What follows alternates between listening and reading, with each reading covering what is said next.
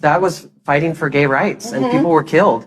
Nobody was killed at Stonewall. Nobody was killed. 2013 was the year of the snake in the Chinese calendar. Fittingly, season 5 had a lot of snakes in the form of queens, providing one of the shadiest group of episodes from not just Drag Race, but reality TV as a whole. It's hard to really navigate the fanbase without hearing people refer to this as the peak of the series. But is all of the hype valid? Was this season really all that good? And why has it been so difficult for other editions to match or surpass it? Well, luckily, I'm here to answer all of those questions. Plus, given that we're in the middle of March, there's just so much going on in our daily lives. From people talking non-stop when you're trying to concentrate, notifications going off every 5 seconds, but recently I found the perfect way to block out the chaos and focus on what matters. My Raycon Everyday Headphones, the sponsor of today's video. Raycon's Everyday Headphones are my new go-to for literally everything since I began using them. Whether I'm editing my videos, going on my daily walks, or just needing some peace and quiet, their hybrid active noise cancellation drowns out distractions and lets me stay in my zone. I'm talking about cutting out background chatter, annoying construction sounds, or even my coworkers' boring stories. Plus, that 40-hour battery life is super convenient. I can go days without charging them, and even if I forget, the quick charge function gives me 2 hours of battery in just 15 minutes. What's wild is that Raycon's Everyday Headphones offer premium audio for half the price of other high-end brands. You get incredible sound, deep bass, and noise-canceling magic for under $100.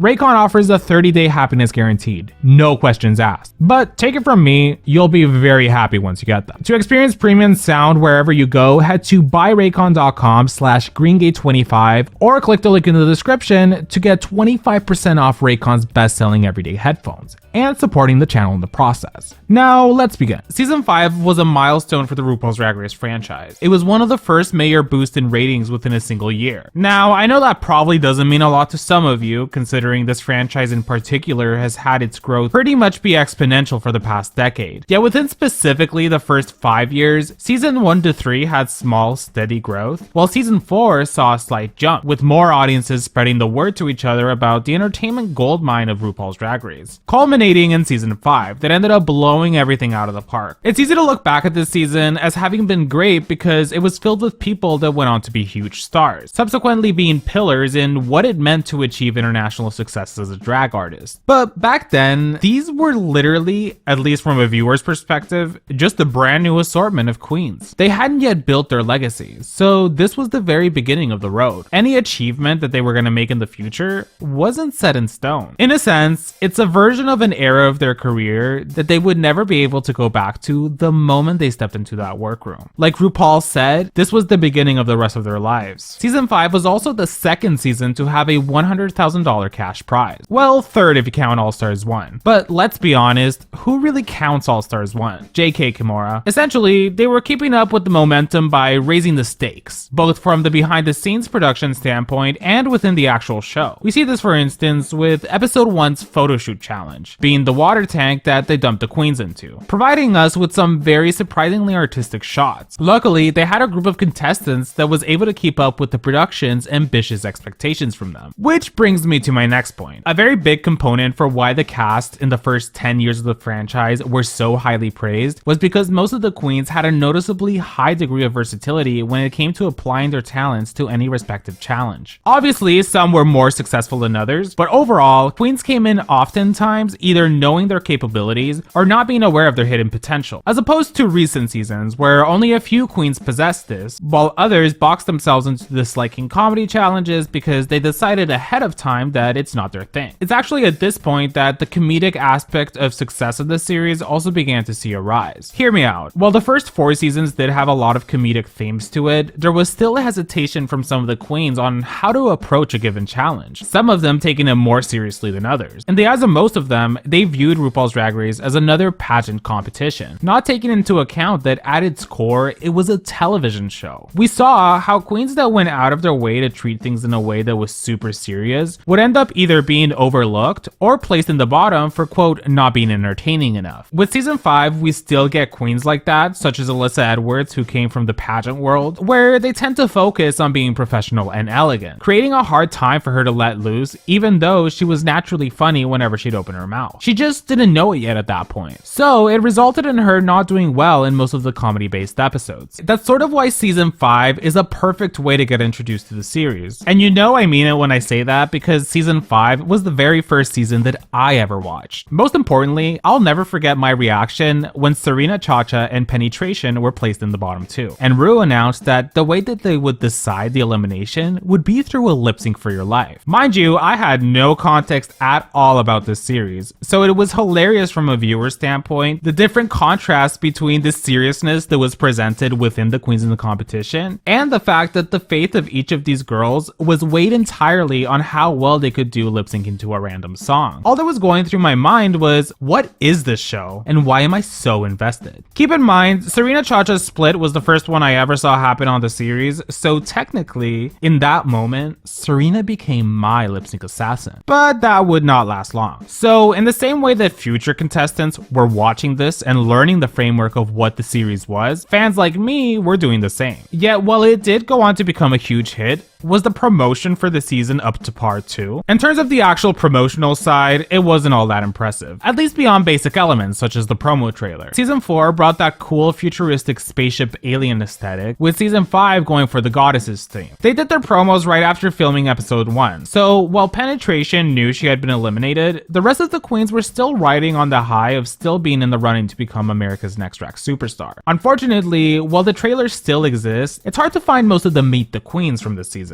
And the few that you can't find are in terrible quality. So if you have access to them or other OG season Meet the Queens, please let me know in the comments or send me a message on Twitter, cause I would like to have good copies for future videos. But anyways, season 5 in itself was pivotal in inspiring a lot of future contestants in the series. While there is a lot of queens from the first 4 seasons that went on to become key references for a lot of girls, it was only the diehard fans that were going back to watch them, meaning a substantial amount of viewers that were new to the series. So this was their main point of reference. Picture it this way. Even the weakest members in this cast left somewhat of an impact. Early eliminations like that of Monica Beverly Hills, while she wasn't the first queen to come out as a trans woman on the show since Kylie Sonique Love came out during the reunion of season 2, she was the first to come out literally in the middle of competing while on the main stage. For many people, this show was an introduction to the queer world. To have a queen come out as a trans woman in a competition predominantly used by gay men was eye-opening for many people, especially since a lot of people only know the concept of a drag queen from a surface level. They usually assume that it's a term for a boy that dresses up as a girl, oftentimes confusing drag queens as the same thing as a trans woman. Or on the other hand, not understanding why someone who is a trans woman would want to do drag. It brought forward a lot of discussions that was necessary even within the LGBT community itself, setting the stage for an evolving narrative that would change trans women being on the series from being a token to now being completely normal, without anyone having a second thought about it, proving how representation of subgroups within the community was educating both older and younger audiences of the series. While everything in that respect is all fine and dandy, from a surface level, the key elements to season 5's success was the storylines we got along with the queens that competed in it. For instance, the drama throughout the episodes had so many layers. While most modern seasons only have a few key highlights in terms of conflict among contestants, season 5 had so much ties among the queens. For example, Serena Chacha, who was the second eliminated queen, got on the nerves of most people in the room, especially during her final Untucked. That in itself was propelled by her having won her lip sync against Penetration on the first episode, since a lot of the queens actually seemed to like Penny. Even looking at the ambush of Serena itself, it's indicative of how back then nobody was afraid of what it could look like to the viewers at home for a whole group of girls to be coming after one queen, even if that one queen had been obnoxious the whole time she was there. In fact, I feel that if this aired with the fanbase right now, there would be a lot more support towards Serena for being an underdog, and her personality being so confident despite her clear freshness into the art form. Speaking of, in regards to Untucked, I truly can't encourage you enough to go watch it if you do have WoW Presents Plus app. The editing, while yes, super shady, provides you with the closest thing to the over-the-top reality TV episode from the early 2000s. Except, this was the early 2010s. There wasn't a care at all about how each queen could come out looking, and tended to truly just provide us with hilariously shady conflict, even if it came at the expense of one or two contestants. The idea of those who didn't tune into Untucked missing out on half the story wasn't at all that far off, since queens would take that as an opportunity to drag each other down so that they could release their own stress, especially if they weren't happy with how they did in the challenge. Although, when it came to the challenges of season 5, in many ways, this edition set a new standard for how challenges would be moving forward. Season 4 does come to be a close second, but season 5 takes the cake for me because they were all really well executed concepts every episode. The premiere being the classic design challenge with unconventional materials had some of the most impressive looks that we had seen. Lanisha Sparks being a favorite, since her look was made from thick wallpapers along with having a high heel shoe woven into the wig. Every challenge that came after only made things even more exciting, like episode 2's where the queens had to reenact iconic untucked fights by lip syncing to the spoken word argument. While there were disagreements here and there that the viewers had with what the judges would decide, it tended to be very minimal, since oftentimes it did seem fair whoever would be placed in the bottom 2. Episode 4's dance challenge / musical centered around RuPaul's life was one of the most significant ones in the franchise as a whole. It gave a slight glimpse into the career of RuPaul, especially for those that didn't know a lot about it. Even with the videos I've done about RuPaul's life, there's always something new that I end up finding out in the months after I upload. Even right now, I have a third video in the works about Ru's career comprised of additional information that I've gathered since my last one. Regardless, this ends up being Alyssa's first challenge win, while also being the fruition of Coco Montrese's decision to pick her to be on her team, since she knew Alyssa was a professional dancer, bringing to the forefront that even though they had a rivalry, neither one of them were foolish enough to allow their animosity to get in the way of doing well in a challenge. Or at least, that's what they thought. But we'll get to that in just a second. The way pieces fell together throughout the trajectory of the competition even painted the queens themselves in a great light. I mean, there's just so many things going on at all times. We had Rolaska Talks, comprised of Roxy, Alaska, and Detox, who were sort of the mean girl group. Jinx Monsoon having a crush on Ivy Winters, along with their narcolepsy making her fall asleep at any point during an episode. Coco Montrese and Alyssa Edwards' rivalry. Jay Jolie hating Alyssa and being Coco's BFF. It's no wonder that most of them would end up getting cast on All Stars as soon as it became possible. Something I always found amusing about the behind the scenes tea for this season is how production apparently told Detox to go help Jinx out with her makeup, to which Detox immediately declined since she didn't like Jinx at the time of filming. I can just imagine producers being so annoyed at how Jinx was good at most things, yet her makeup wasn't polished the way her skills in the challenges were. It's also important to note that Jinx getting the underdog edit wasn't necessarily an edit, but quite literally just the reality. She was not respected by the other queens. What made it frustrating for some of the other contestants was the fact that Jinx just did not have the makeup skills or the fashion aesthetics that matched any of the other queens that would go on to make the top 4. Yet nobody could deny that when it came to the challenges, she was actively destroying the other girls with whatever was placed in front of her. Whether it was an acting challenge, improv challenge, singing challenge, or even arguably the dance challenge that she was pretty good at. I mean, the only weakness she truly had was when it came to the sewing / design challenges that would only be highlighted even more when she went on to compete on All Star 7 10 years later. Yet she wasn't the only one that had a shining moment on season 5. The Rose Challenge showcased how each of the queens had so much experience within their local scenes. I mean, nobody was necessarily a boot, aside of course for Alyssa and Ivy, but even then, it had more to do with their sheer personalities rather than a lack of experience. In newer seasons, a lot of younger queens lack that experience, which leads them to not having that framework of how to navigate an audience or to be a good host. Regardless, Coco Montrese ends up winning the roast, kind of placing her at the same level as Alyssa Edwards. The way both of them were so evenly matched is what made them such a great pairing in terms of being each other's frenemy, with even other queens capitalizing on it, like Detox, who during the singing challenge purposefully paired Coco with Alyssa because she knew that they didn't get along and had just come out of a big argument with each other, resulting in Coco being thrown off her game and being placed in the bottom 2 for it. While Coco Montrese was the first between her and Alyssa to have to lip sync for her life 2 times in a row, Alyssa wouldn't take long to join her. By the time we got to the lip sync between Alyssa Edwards and Roxy Andrews that resulted in a double Shantae, looking back, it was sort of baffling to me. Don't get me wrong, I agree that both queens deserve to stay, especially after the double elimination between Honey Mahogany and Vivian Pinay. That being said, I do wonder who exactly would have been the one to go home if they did have to end up choosing. Cause on one hand, Roxy's wig reveal did sort of steal the show, instantly becoming an iconic part of the series thus far. But then you had Alyssa, where had she been sent home, would have never faced off against Coco Montrese. I wish I could know if production had put in their notes that if possible, at some point in the season, they'd like to have Alyssa and Coco face off against each other for the sheer gag of it all. Which normally I'd agree, since as viewers, viewers, that was a show-off that was nail-biting to watch. But I feel like people tend to forget that both Alyssa and Coco lip-synced 2 separate times before ultimately facing off against each other in the top 6. Had production wanted to assure that none of them went home, they would have either never placed them in the bottom, or they each would have only lip-synced once. But if there's anything that Alyssa and Coco did have in common on season 5, was constantly being up for elimination. Anyways, this edition had a heightened degree of campiness. Probably due because there wasn't anything to lose from a production standpoint. Like, let's say, wanting to impress people at the Emmys. At this point, the series had not even received 1 nomination, so the standards hadn't yet been set for them to make sure that certain areas of the series was up to par. That does bring the topic of how, even though from season 8 and onward Drag Race seasons got their nominations from the Emmys, arguably the best seasons from the franchise never got any acknowledgement from mainstream media. Not even All Stars 2, that's the best All Stars season to have ever been released. It's why for a long time, RuPaul said that drag would never be able to be mainstream. Little did she know, she was actively planting the seeds for the franchise to explode in the coming years. As we approach the final stages of season 5, with Alyssa and Coco both getting eliminated one after the other, we end up with a top 4 comprised of Alaska, Detox, Roxy, and Jinx Monsoon. A big part of Alaska's introduction to the world came with her ties to Sharon Needles, the winner of season 4. Obviously, Sharon is pretty much a stain for the show, refer to this video if you don't know why, but regardless, it was and still is a part of Alaska's legacy. And for season 5, her main goal was to be able to prove herself to the judges as someone that didn't just live in the shadow of the recent winner. While on All Stars 2, the judges loved Alaska, on season 5, they were highly critical of her, even having her break down and Untucked one time because she felt that she wasn't succeeding at showcasing herself the way that she would have wanted. In regards to Detox, I didn't know when I first saw this season how much of a legend Detox was prior to competing. Other queens were pretty upfront about what people thought about them in their communities, but Detox actually has a deep history into the drag world, already being among the most known queens when she walked into the workroom, with one if not one of the most polished drag showcases from the rest of the group of queens. This was also when the Detox versus Jinx Monsoon lip sync that was originally supposed to be Free Your Mind by En Vogue was switched last minute to Malambo No. 5, one of the most out of left field choices in history. This lip sync is a prime example that sometimes when there's a risky choice in for a song, the queens that end up being chosen to perform it can either make or break it. Because I truly do not think that any other queen aside from Jinx would have been able to make this as fun to watch as she did. Oftentimes, Jinx is talked about the first winner to have an underdog storyline, ultimately taking the crown. Judging by the runways alone, it made sense that none of the other girls saw her being an option to win. This was a queen that just didn't fit in with the aesthetics of other queens. In a cast filled predominantly with pageant queens, Jinx gravitated towards inspiration from the past, largely from old Hollywood. Even her snatch game being Little Edie from Grey Gardens was indicative of the type of background she had within her drag. Going into the season 5 finale, it was the second ever to be held in a theater with a live audience. In many ways, it's because of this that we missed out on what could have been some really great dramatic moments between the queens had they had a separate episode dedicated to the reunion without a live audience present. Instead, they sort of rushed through each of the queens so that they could focus on the actual finalists and overall celebration. This shift happened in season 4, since up until then, the first 3 seasons did have their own reunion, where they tended to get super messy. But season 4 had the live finale, where the crowning and reunion were merged into one, remaining that way until season 9, where a separate reunion episode was added once again, until being removed again in season 16, the first season of the double-digit era to not have a reunion and instead do a lip-sync Lollapalooza. But anyways, this finale really was a close call, yet based on likability, Jinx outdid the other two. Although in terms of track record, which was a guiding force back in the day, all 3 of them had 2 challenge wins each, with Roxy and Jinx having lip-synced once for their life, and Alaska having never landed in the bottom 2. Regardless, Jinx ends up being the queen, Rue chooses to get the crown. Out of all 3 queens in the finals, Alaska was probably the most hurt about not winning. Roxy, while she did have somewhat of a chance, it all went down the drain when the season aired, since most of the audience members did not like her, making it a clear race between Alaska and Jinx. Sort of like on season 4 when Fifi O'Hara aka Jeremy Carey had no chance of winning despite being in the top 3 because of all the fan backlash. Although probably the funniest part about this season is how when it came to Miss Congeniality, Ivy Winters won. But sort of by default, because nobody was congenial at all during the competition. After all of this, the post-show success of the queens from season 5 was astronomical. The hype that season 4 left behind was fresh in people's minds. So without mincing words, they were all superstars, being treated as such everywhere they went. I can't imagine what it must be like for a lot of them to look back at this era that was filled with so much success. Granted, most of them are still thriving right now, but to those initial stages where everything was brand new to them had a certain degree of innocence to it. In conclusion, out of the first 5 editions, season 5 is the best by far. The only real competitor is season 6 that followed it up, or season 4. It just depends really on which of the cast you gravitate towards more. I am curious though, if you're someone that hasn't watched these seasons but are aware of the big events, why haven't you gone back to watch? Are you more attached to the modern era? And those that have been long-term fans, do you think that newer seasons will ever be able to replicate the magic of season 5? Let me know in the comments and give suggestions for future videos. Thanks again to Raycon for sponsoring today's video. Make sure to click the link in the description to get 25% off Raycon's best-selling everyday headphone that I'm using right as we edit this video.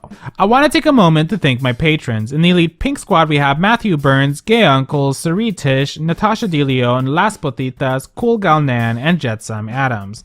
And in the Green Squad we have Cayman Rider Furry or Diesel Placer depending on the time of day you see him, Edgar Allan Pup, The Only Sean, IJS, Not a Punch But a Keek, Jack Beck, Bashir with the good beard, Galeria Gomez, Sarah G, Boiled Peanut, Max Whale, Olivia Marr, Dea, and Scarlet Rose. If you'd like to see your name on the screen, you can support me on Patreon. Thank you guys so much for watching this video. Please make sure to give this a like and comment below to help me with the algorithm, and I'll see you guys next time.